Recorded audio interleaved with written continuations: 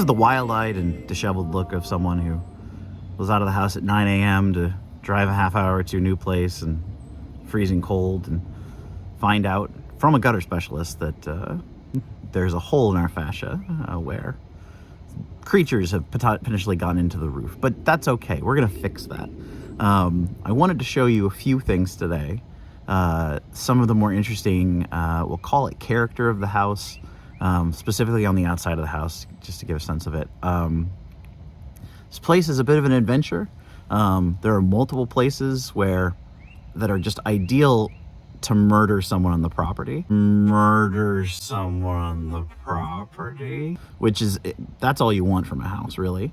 So let's take a look. So I think one of the issues that probably has been the best cataloged in our conversations with people about the house is this particular area. You'll notice we've come in the front door to an odd room with a number of doors. This was the original breezeway.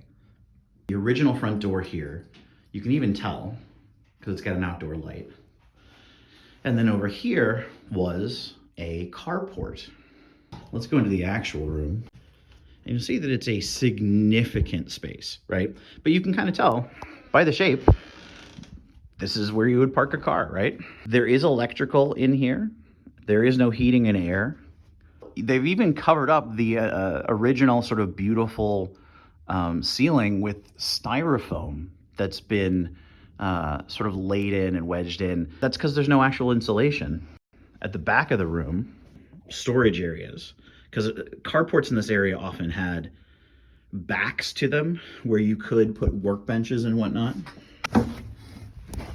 This is where we've got mold because the flooring is MDF, which is not proper flooring, covered by three very cheap carpets, and they never regraded it outside, so the water just comes on in. So our next piece appears to be some sort of mud room, right? You see that and you think, oh, well, you know, of course when they closed in the breezeway, they built a mud room so that when people came in from the back, they could take off their shoes, whatnot. That is until you realize that there is no door in this room. This is a like greenhouse room. You can see by where they had the planter holders. This is just encouraged to create condensation. So this entire room is going to have to come down eventually. We also discovered that underneath this wood floor is just dirt. So this room is just essentially exposed to the outdoors.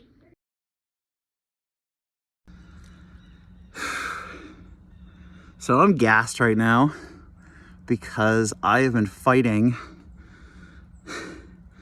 a battle with some leaves. So there's a swale that runs, it cuts our property in half. That swale is there because the entire neighborhood is sort of angled up high and comes down to the main road, and we're closer to the road. And so you've got all of this water runoff that comes down. I mean, one of the things we knew is that there are parts of this backyard that are going to be a little swampy, you know, during the wet times of year. That's fine. The swale is sort of part of the challenge. It can be said that basically getting up in the morning, living your life, it's all kind of an effort to stave off entropy, right? And we all sort of succumb to entropy at some point, however you want to define that, right?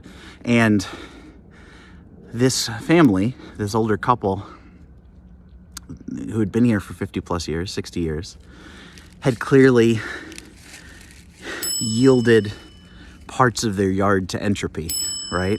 It just entropy in the form of leaves. One of the reasons that Bree loved this property so much, and I like it, is it's a wooded property. It's somehow only 2/3 of an acre, but I mean, it has 20 trees on it. Let me show you some of these leaves and what we're dealing with. This is the site of a swale working the way it's meant to work. This is by design. We have sort of up the hill and it comes down. We've got some pathways that will have to be replaced, but cross over the swale to the second part of the yard.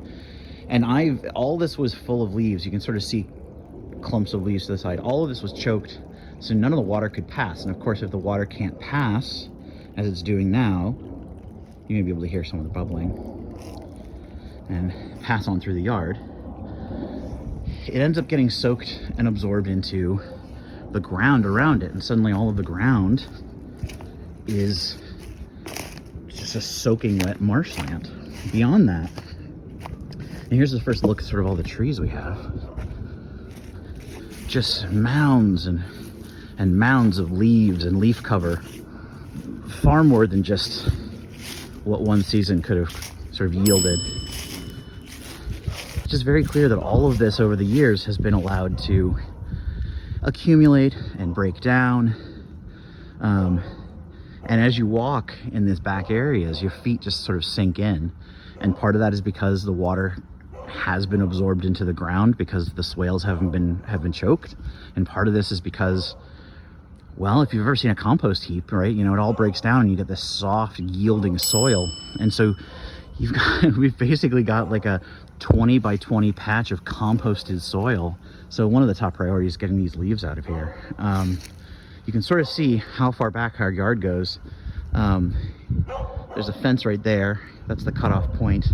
And it goes all the way to that wooden fence there in the edge, which is our neighbor's fence. And then it extends all the way to the street way out there. You can see all these incredibly large trees. These trees probably were put in 60 plus years ago, right? 70 years ago. They've not been properly maintained. We're having a tree service come out. They have to top a couple of these trees because they're hanging over the house kind of dangerously. And this is one of the major projects, is just taking a yard that's been given over to Entropy and trying to add order to disorder. It'll take time, but we'll get there.